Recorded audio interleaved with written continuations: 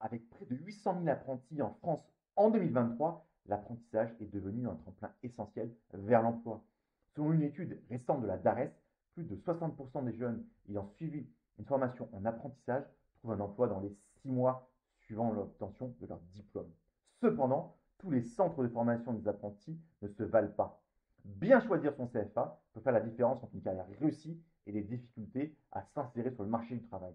Ce choix est donc crucial car il détermine non seulement la qualité de la formation reçue, mais aussi les opportunités professionnelles qui en découlent. Aujourd'hui, nous allons passer en revue les critères essentiels pour faire le bon choix, les financements et accompagnements disponibles, ainsi que l'impact direct d'un CFA de qualité sur votre avenir professionnel.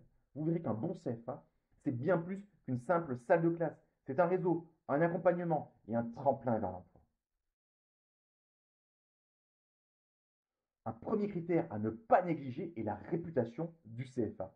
Avant de vous inscrire, prenez le temps de vérifier les taux de réussite aux examens. Certains centres affichent des taux supérieurs à 90%, alors que d'autres peinent à atteindre les 70%. Ces informations sont souvent disponibles en ligne ou sur les plaquettes de présentation. De plus, assurez-vous que le CFA est bien accrédité et qu'il dispose des labels de qualité tels que la certification Calliope ou que ces diplômes soient bien enregistrés sur France Compétences. Les avis des anciens apprentis peuvent également fournir des indices précieux. Le taux d'insertion professionnelle à 6 mois après la formation est un excellent indicateur de la qualité du CFA.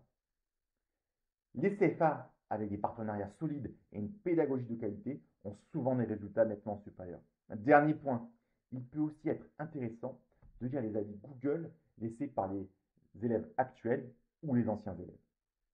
La qualité de la pédagogie est un autre point essentiel. Un bon CFA se distingue par ses formateurs. Ceux-ci doivent non seulement être qualifiés, mais aussi avoir une expérience récente dans le domaine qu'ils enseignent. Il est important de vérifier le pourcentage d'enseignants ayant travaillé récemment dans le secteur concerné. Les infrastructures et les outils pédagogiques sont également importants. Aujourd'hui, les CFA doivent être équipés d'outils numériques, technologiques et de plateaux techniques pour garantir une formation moderne et adaptée aux exigences du marché du travail. La qualité des infrastructures vous permettra également de bien préparer le passage des examens. Je vous conseille vivement de visiter le CFA afin d'aller vérifier la qualité des installations. Autre point essentiel, les partenariats entre un CFA et les entreprises locales ou nationales sont des gages de sérieux. Plus le CFA est connecté au tissu économique local, plus il offre d'opportunités de stage et d'emploi. Par exemple, certains CFA ont des accords avec des grandes entreprises, ce qui facilite grandement l'insertion professionnelle. D'ailleurs, de nombreux grands groupes ont créé leur propre CFA pour assurer leur propre recrutement. Une formation en apprentissage est gratuite pour l'apprenti. En effet, la formation est financée par l'OPCO de l'employeur qui recrute l'alternance. De plus, ce dernier pourra bénéficier de nombreuses aides. Il pourra notamment obtenir une aide de 500 euros pour passer le permis de conduire. Toujours sur le terrain des aides à la mobilité, l'employeur prend en charge 50% des frais de transport en commun. L'apprenti aura également un financement pour s'acheter du matériel. Par exemple, certains CFA achètent des ordinateurs à destination de leurs élèves.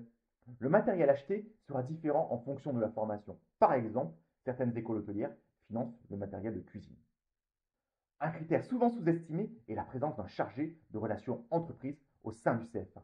Ce professionnel joue un rôle crucial dans l'accompagnement des apprentis à trouver un employeur. En effet, il facilite la mise en relation avec les entreprises, s'assurant que chaque apprenti puisse signer un contrat d'apprentissage avec une entreprise adaptée à son projet professionnel. Les CFA disposant d'un chargé de relations entreprises affichent souvent des taux de placement d'entreprise beaucoup plus élevés que les autres. En conclusion, pour bien choisir son CFA, il faut prendre le temps de faire des recherches sur la réputation, la qualité des formateurs, la présence d'un chargé de relations entreprises, les partenariats avec les entreprises et les aides financières disponibles. Il est essentiel de comparer plusieurs établissements et de discuter avec les anciens élèves pour avoir un avis objectif. Enfin, n'oubliez pas que ce choix aura un impact direct sur votre avenir professionnel. Alors, prenez-le au sérieux. Je vous remercie pour votre attention et vous donne rendez-vous pour une prochaine vidéo.